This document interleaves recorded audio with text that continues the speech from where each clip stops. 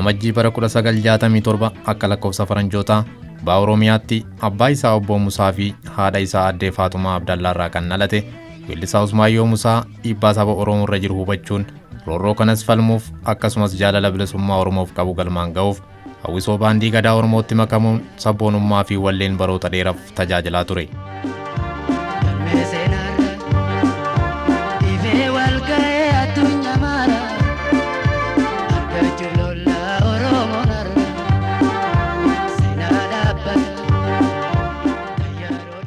Weellisaa Usmaayyoo Musaa hojii aartii fi sirboota qabsoo albeemii isaa kan jalqabaa bara 1987 akka lakkoofsa faranjootatti hojjechuun mana muuziqaa Jooyilitti yoo gurguru kufaatii mootummaa Dargii waliin wal qabatee sirbi isaa osoo gabaarra hin oolin hafe.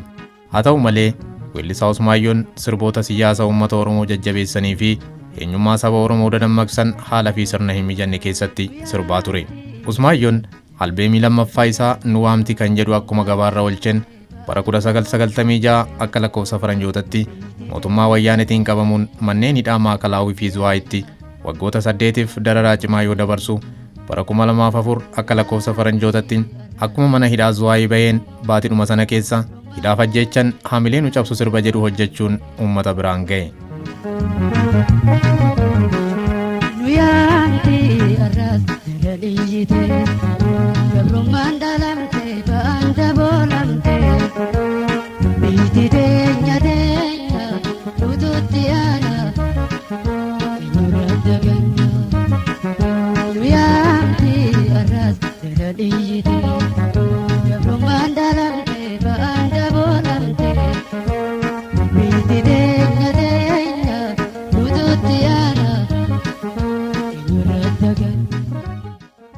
Weellisaa fi qabsaan mirga dhala namaa Usmaayyoo Musaa abbaa ijoollee 5 yoo ta'u haati warraa isaas ijoollee guddisaa abbaa warraa ishee mana hidhaatti deddeebuun gargaaraa turte.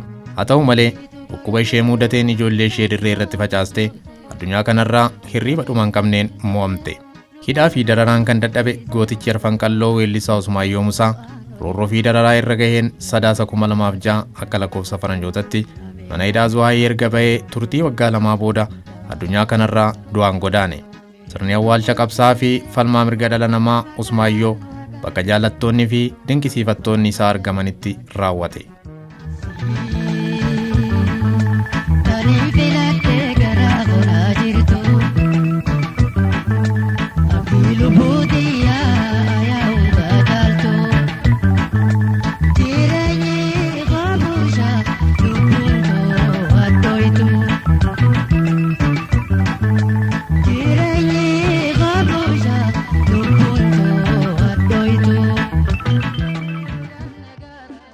Bara rakkisaa eenyummaa saba Oromoo dubbachuun hin danda'amnetti weellisaa Usmaayyoo Musaa eenyummaan Oromoo akka mul'atuuf qabsoo guddaa taasisuun dararaa guddaa manneen hidhaa keessatti dabarsaa ture.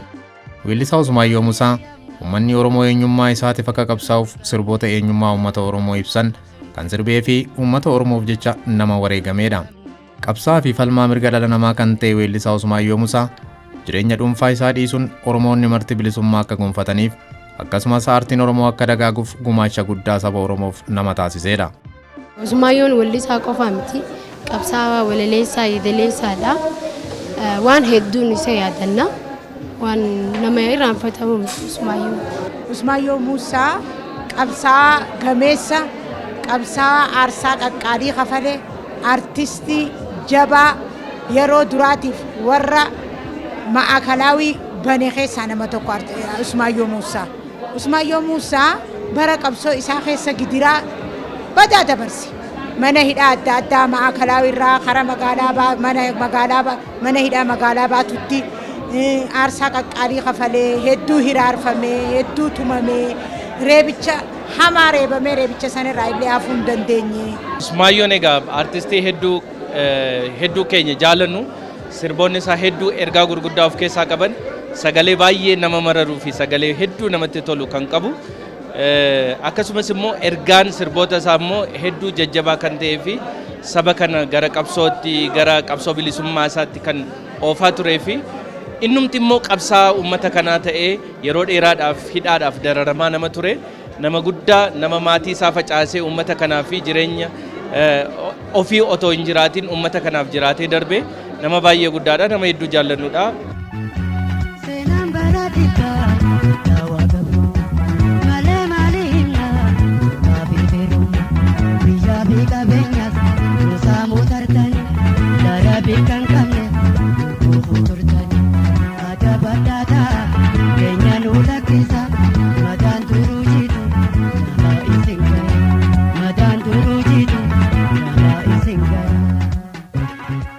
Usmaayyoon uummata hawaasa Oromootiif waan guddaa gumaachee osoo Usmaayyoon hin jiraanne aartiin amma jirtu kun hin jirtu ture. Nuti fakkeenya keenya Usmaayyoon Rabbiin jannatul firdawsi haa kennuu fi ani akka mataa kiyyaatti Usmaayyoon hawaasa Oromoo hundumaafuu fakkeenya.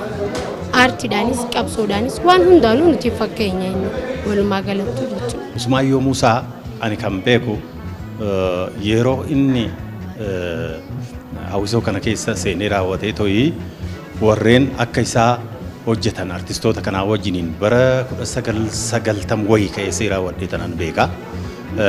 Akka inni itti hojjetu hunda nan beeka. Baay'ee nama cimaadha, nama qabsaadha. Walumaa gala ijoolleen warri artistoonni Oromoo kuni ani artistoota hin jedhu gara kootiin. Isaan artistoota miti. Barsiisota dammaqsitoota uummata Oromooti. Waan tokko jira. Namoonni baay'een utuu lubbuudhaan jiranii onnee uummataa keessaa du'aa deemu. Kaan garuu utuu lubbuun hin jiraatin yeroo isaatti onnee uummataa keessa lalisaa bara baraan jiraatan jiru. Artistii Usmaayyoo Muusaan artistii gameessa qabsaa Oromoo nama aartii Oromoo keessatti qabsoo Oromoo keessatti aarsaa guddaa kaffaledha. Dhugaa dubbachuudhaaf seenaan isaa wanti nuti dhageenyee fi kan hin dhageenyin garaagara.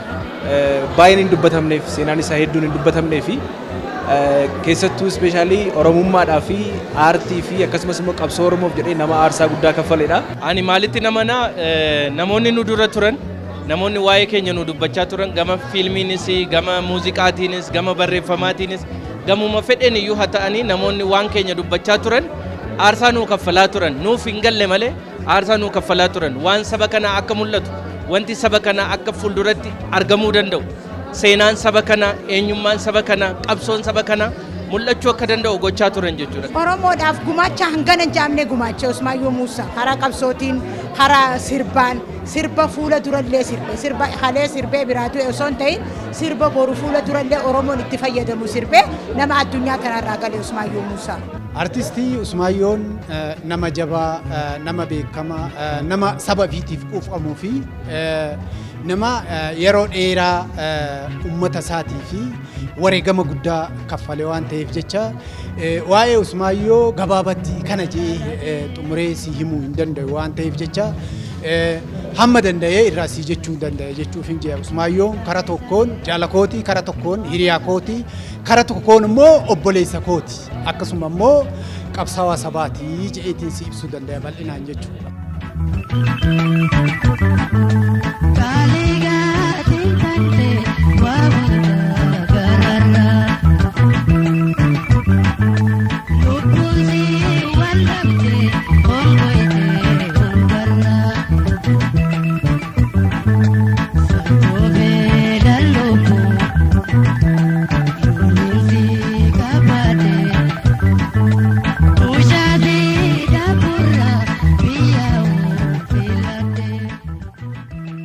Artistiin Usmaayyoo Muusaa artistii qofaa miti qabsaawaadha.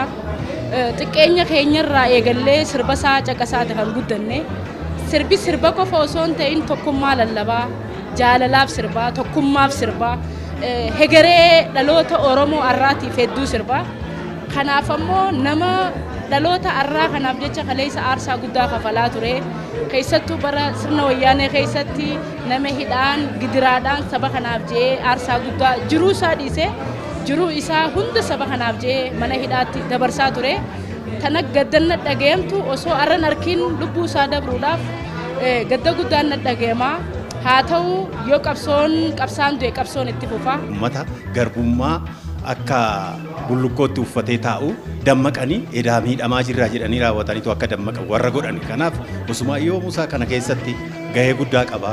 Bara dheeraa inni akka gaariitti uummata kanaa fi walaloo adda addaa dhiyeessee raawwateetu sirba isaa keessatti yeedaloon isaatii fi walaloon isaa kan baay'ee nama dinqisiisuu fi kan baay'ee nama dammaqsuu fi laphee namaa tuqee raawwatee miidhaa uummata kanarra gaatii ture mormuudhaaf nama baay'ee waldaa Maccaaf Tuulamaa keessatti yeroo dheeraadhaaf waan achi tureefanii ijoollee kana hunda isaanii tokko tokkoon nan beeka. Eebbisaa Addunyaallee ta'ee Yoosef Faallee ta'ee egaa namoonni hin miidhamin hin jiru. Usmaayyoo Muusaa waan nama cimaa ta'eef waan qabsaa'aa ta'eef waan onneedhaan hojjetuuf waan guutumaan guututti lubbuusaas eenyummaas waa hundumaayyuu uummata kanaa kenneef bara baay'ee hidhamaatii miidhamaatii turee raawwatee du'uu danda'e. Usmaayyoon gartee nama seenaati. Nama seenaa saba ufiitiif uumame nama gartee jireenya isaa guutuu uummata isaatiif wareegama guddaa kafalee qabsoon uummanni Oromoo godhe keessatti qoodni artistoota Oromoo guddaadha. Warreen qooda qabsoo bilisummaa Oromoof godhame keessatti qooda guddaa bahate keessaa Usmaayyoon isa tokko. Nama seenaa guddaa seenaa bal'aa qabu waan ta'eef Usmaayyoon dhugatti yoo dubbanne nama uummata isaatiif daaraa tahee biyyee tahee uummata kootiif akkuma nin dabra jeetti wareegama guddaa nama dabarse seenaa Usmaayyoo yoon irraa siime Usmaayyoo walumaa galatti qaamni isaa nafni isaa walumaa galatti dhayni isaa guutuun uummata Oromooti jechuu dandeenya. Hayyoon qabsoo isaanii yaa Oromoon saba gabroome bilisummaaf jecha qabsaa'anii bilisummaan isaanii sanis akka galma ga'uuf qabsaa'an isaan aarsaa qaqqaalii nuu kafalanii lafee isaanii beessanii lubbuu isaanii itti gabbaranii guyyaa kanaan nu gahan. Inni dhiyaanu biyyaatu tola wala bumbaadhaaf almadaa lola ibsaa barsaala keessaa hila. Inni dhiyaanu biyyaatu tola wala bumbaadhaaf almadaa lola ibsaa barsaala keessaa hila. Inni dhiyaanu biyyaatu tola wala bumbaadhaaf almadaa lola ibsaa barsaala keessaa hila. Inni dhiyaanu biyyaatu tola wala bumbaadhaaf almadaa lola ibsaa barsaala keessaa hila. Nama uummata Oromootii fi wareegama guddaa baasee akkasuma immoo yeroo dheeraadhaaf qabsoo bilisummaa keessatti qooda guddaa nama fudhate aartiidhaan akkasuma immoo qabsoo hidhannootiin nama yeroo dheeraadhaaf uummata Oromoof qooda guddaa kenne nama hamma sadarkaa gartee hidhamee gara gadaa tokko yookiin waggaa 8 mana hidhaa keessatti wajjin rakkachaa turre jechuudha. Usmaayyoo anarra yoo dhugaa siimarra yoo si dura dhaabbadee waan kaleessa guyyaa har'aa kanarra dhaabbadhee yoo ilaalee waan kaleessa waliin jenne waan kaleessa wajjin taphanne tapha kaleessa wajjin taphanne na dura deemaa na dura naanna'u kana jeerraa kana si himuu hin danda'u. Haa ta'uuti Usmaayyoon immoo nama qooda guddaa uummata Oromoof rabbiin kennee rabbiin fudhate jechuu hin danda'a. Qabsoonsaa baay'ee gaariidha maaliif Waaqayyo galanni haa ga'u namoota yeroo san jiran duwwaayyoo doon taane sagalee isaatirraa dhaga'anii yeedaloo isaaf walaloo isaa dhaga'anii raawwatanii qeerroof qarreewwan si'ana akka kanatti ka'anii raawwatanii to'i oggootii darban akkasitti socho'uu danda'an suni barumsaa fi yookaan immoo dammaqinsa isaan kennan jedhee tallaalaan. Kanaaf gahee guddaa buuse qabsoo uummata Oromoo kana jabaatee bakka har'a gahe kana akka ga'u gochuudhaa fi warra xiqqaa ture waggaa san namoonni baay'een of hin beeku ture. Hammateetuma ofirra teechisa miidhaa isarra jiru garbummaa isarra jiru kana obseetuma baatee raawwateetoo deema ture. Arra bu'aan isaan qabsaaniif tokko harkaa qabnu jijjiirama arra harkaa qabnu kanaaf isaan dhagaa bu'uuraa guddaadha. Jijjiirama arra geenya kanaaf dhagaa bu'uuraa guddaadha. Bakka arra geenya kanaaf isaan ka qabsaa'aa turaniif sabni kun akka sabaatti if danda'ee biyya gaggeessuu qaba. Hanga yoom ergamtuu taanaa biyya hambaa biyyaa fi biyyee toorratti haqaa falmachuun naa murtiidha. Kajuusan hanga yoom baqattuu taanaa kajuusani arra silaa wayita baqattummaarraa hafee hundi hayyoonni Oromoo kamormaatis kamaalitis hundi biyya galesan nama silaa biyya galee irra jijjiirama kana qeebalee taa'u keessaa tokko artiistis. Seenaan abbaa kiyyaa magaalaa Finfinnee keessatti waggaa 8 guutuu kan hidhameedha. Maatiin keenya facoomsii Finfinnee irraa jalqabee kun warraan tana rabbii waliin nu qabee as geenyee Finfinneen asiin nu geessee jirti haa galatoomtu.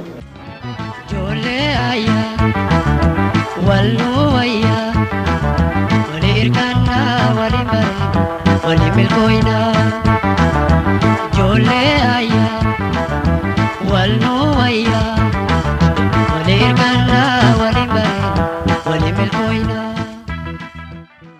Qabsaan hin kufaa, qabsoon itti fufaa akkuma jedhamu namni seenaa hojjete lubbuun darbu seenan nama hojjetee waan hin dabarreef gooticha lubbuu isaa eenyummaa isaaf jecha dabarsee kenne kan yaadatu kitaabni seenaa isaa intala isaa kan taate Aadde Saartuu Usmaayyootiin barreeffamuun Sadaasa 18 bara 2015 saba Oromoo fi dubbissoota bira ga'e. Kitaabni seenaa Artistii Usmaayyoo Musaa kanaan dura yeroo baay'ee seenan isaa dabee yookaan jallatee kan barreeffame yoo ta'u amma garuu seenaa dhugaa Artistii Usmaayyoo Musaa maatii fi jaallan isaa bu'uura taasisuun qophaa'e. Seenaan isaa amma dura hedduu barreeffame seenaa barreeffame keessaa irra guddaan isaa yeroo inni itti du'ee fi yeroo inni itti boqote hunda dhugaa godhuudhaaf waan tokko seenaan kun karaa dhugaatiin kan amma dura maxxanfame san karaa sobaa waan tureef dhugoomsuudhaaf seenaa adda addaa irratti hirmaannee barreessine yaa ugaase abbaan kiyya waggaa 16 isaatii tokko waggaa 19 waggaa 16 waan tureef waan kana sirreessuu fi seenaan Usmaayyootiif maatiin isaati hundaa'u waliin barreessinee jirra. Dhaloonni har'a jiru immoo seenaa qabsaa weellisaa Usmaayyoo Musaa irraa waan hedduu kan baratu yoo ta'u keessumattuu seenaa dagatamee fi seenaa kaleessa ture dhaloonni amma jiru akka baruuf gargaara. Kun immoo jaalalaa fi tokkummaan Oromoo daran akka cimu kan taasisudha.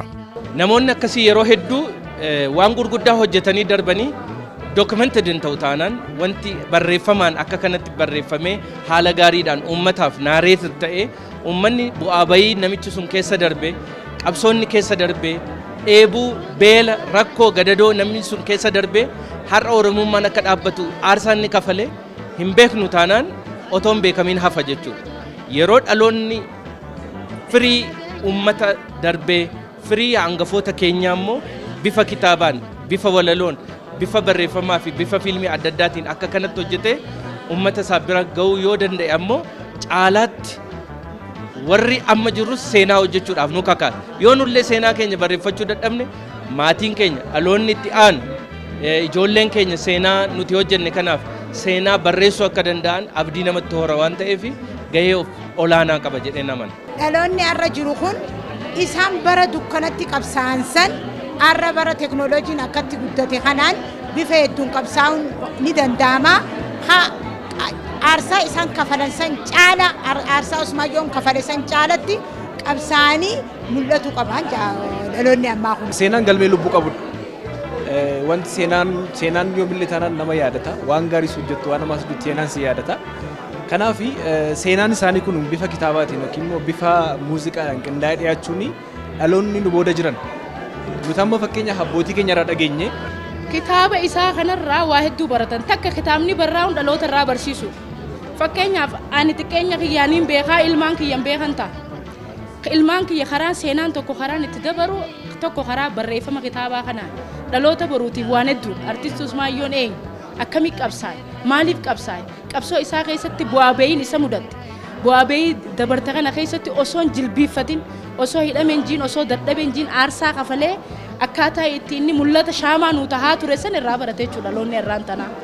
Kanaaf waa hedduu fi ergaa guddaadha jechuudha irraa baran. Usmaayyoon uummata hawaasa Oromootiif waan guddaa gumaachee osoo Usmaayyoon hin jiraanne aartiin amma jirtu kun hin jirtu ture nuti fakkeenya keenya Usmaayyooni rabbiin jannatul firdawsi haa kennuu fi ani akka mataa kiyyaatti Usmaayyoon hawaasa Oromoo hundumaafuu fakkeenya aartiidhaanis qabsoodhaanis waan hundaanuu nuti fakkeenya inni. Kitaabni seenaa akkasii bu'aa bayii namicha sanaa baratta waan inni keessa darbe baratta akkasumas immoo kaayyoo namni sun wareegameef baruudhaan kaayyoon sun galma geeramoo galma hin geenye jettee akkati ivaalweet gootu fi yookiin immoo akkati xiinxaltu si gargaara waan ta'eef dhaloota fuuldura jiruufis kaayyoon Usmaayyoon wareegameef galma geeramoo galma hin geenye jedhee akka yaadee kaayyoon galma hin geenye yoo jiraate galma geessisuu akka danda'u xiiqee akka horatu kaayyoon galma gee yoo jiraate immoo akka gammadu taasisa jedhee naman.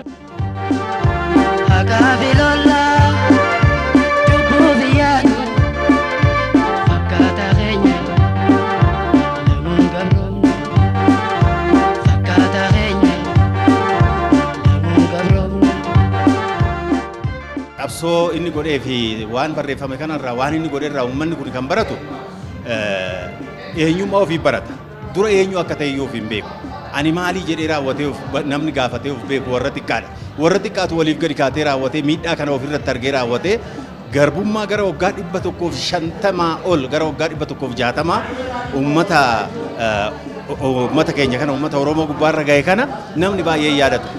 Kanaaf isatu isaantu dammaqsee qeerroonis qarreenis namni jiru cuftuyyuu ka'ee raawwatee to'ii akka of beeku akka ofiif eenyummaa isaatiif biyya isaatiif abbaa biyyummaa isaatiif akka qabsaa'u akka barateettan laala. Ilmi namaa wanni yookiin ilmoo dhaluuf yookiin immoo nama booda hafuuf seenaa kaleessa namni tokko sabaaf yookiin uummata fiitiif hojjete nama duubatti seenaa kaleessa namni tokko hojjete dabarsuuf waan ta'eef yaadaa fi qoonni kitaabaa yookiin seenaa inni uummata Oromooti waan inni dalagisan har'a akka mul'atu akka beekamu godhuun waan guddaadha waan bareedaadha. Haa ta'uutii kitaaba kana keessatti yeroo hedduu namoonni garaagaraa kitaabota adda addaa barreessanii dhiyeessu. Yeroo garaagaraatti seenaa Usmaayyoo maatii isaatti aanee yoo na gaafatan waa'ee seenaa Usmaayyoo eenyu yoo jettu Usmaayyoo Muusaa jechuun Suutee Bareentoo jechuudha. Suutee Bareentoo jechuun Usmaayyoo Muusaa jechuudha. Waa baay'ee waliin dabarsinee waa guddaa waliin agarsiisa.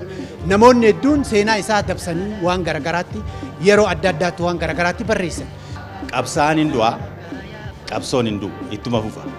Gaafa barreeffamni seenaa isaa kun akkanatti micayyoo isaatiin akkanatti qophaa'u godhamee jedhamee ta'uu dhagawe yooman irratti argamee raawwadhee too ijaan arga laata dhuguma seenaan warra kufee ka'ee tooyi akka uummataaf ibsu ibsaan inni ibsee too deeme sun uummataaf akka darbu wayirra kaawwamaa laata jedhee tan hawwaatii ture. Har'a hoggaan akka kanatti kitaabni kun barreeffamee argee raawwadhee maqaan Usmaayyoo Musaas immoo bakka kanatti ka'ee raawwatee tooyi akka yaadatamu. Qabsoosaa sun akka yaadatamee raawwatee too seenaadhaanis barreeffamee akka taa'u dhala dhalaatitti akka darbu godhamuusaa kana baay'een itti gammada baay'een warra kana qopheessellee galata guddaan qabaafi. Kaayyoo artistii Usmaayyoon qabsaa'aniif dhaloonni ammaa galmaan ga'uuf seenaa kaleessaa baree eenyummaa isaa cimsuu fi aarsaa wareegamtoonni kaleessa eenyummaa uummata Oromoof jecha kan falan sana galmaan ga'uuf tokkummaa isaa cimsachuu qaba. Dhaloota amma jenereeshiniin amma jirru kuni ispeeshaalii kan irraa barannu aarsaa guddaa kaffalanii yookiin immoo ashaaraa guddaadha kan isaan nuuf kaa'anii beekanii wanta jalqabanii galmaan hin gaane deeman baay'ee qabu.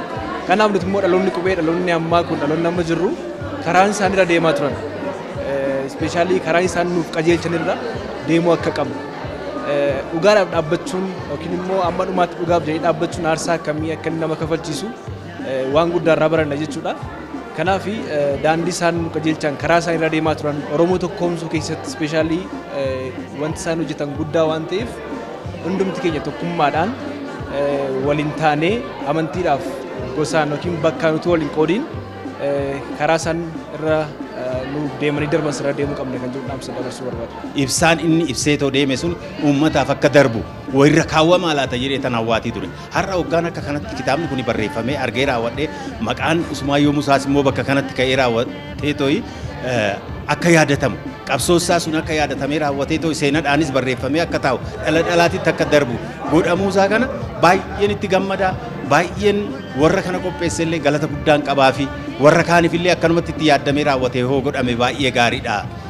Nuyi amma danda'ameen warra jirus jajjabeechuudhaan warra du'es immoo seenaa isaanii ol kaasanii raawwatanii akkanatti dhala dhalaatii akka darbu maalitti akka wareegame miidhaa akkamiin isarra ga'ee raawwatee tooyi akka inni wareegame maal uummata kanaaf gochaatee akka ture akkanatti ifa kanarra oolussa baay'ee na gammachiisaa waan ta'uu qabu. Uummanni Oromoollee kana laalee kitaaba isaa kanallee fuudhee dubbisee raawwatee tooyi bitee raawwatee dubbisee wal beeksisee walii dabarsee kaayyoo inni ganama manaa baheefsan bakkaan ga'uudhaan namni hundumtuu akka ka'u kara kootiin dhaamsa guddaan dabarsaaf. Qabsoo isaan jalqabanii deeman baay'ee isaa galma geera jechuu hin dandeenyu. Kanaaf dhaloonni ammaa kun itti fufsiisuu qaba. Artistoonni keenya qabsaa'onni keenya baay'een kan isaan wareegamanii galmaan utuu wanta ijaan arguu qaban baay'ee isaatu ijaan argin kan isaan deeman. Kanaaf nuti immoo akka dhaloota ammaatti galmaan ga'uu qabna kan jedhu dabarsuu barbaada. Qabsoon galman keenya baay'een jira. Kanaaf dhaloonni ammaa immoo bakka isaan irratti dhaabbatan irraa kaasee akkuma jalqabas jedhee fuut isteeppii isaanii yookiin immoo daandii isaan irra deeman hordofnee qabsoo isaanii sana galmaan ga'uu qabnaadha. Tokkoffaa tokkummaadha kan isaan lallabaa turan tokkummaa lallabuu akka qabnu akkasumas immoo uummanni Oromoos immoo mana isaa irratti kabajamuu akka qabu mirga lubbuun jiraachuu akka qabaatu akkasumas immoo akka inni tokko ta'uudhaaf kan isaan lallabaa turan nullee kanneen dabarsuu qabna kan jedhu dhaamsa qaba. Kabaroota itaadhabe iftahee jiraachuu dadhabe. Kabaroota itaadhabe iftahee jiraachuu dadhabe. dadhabe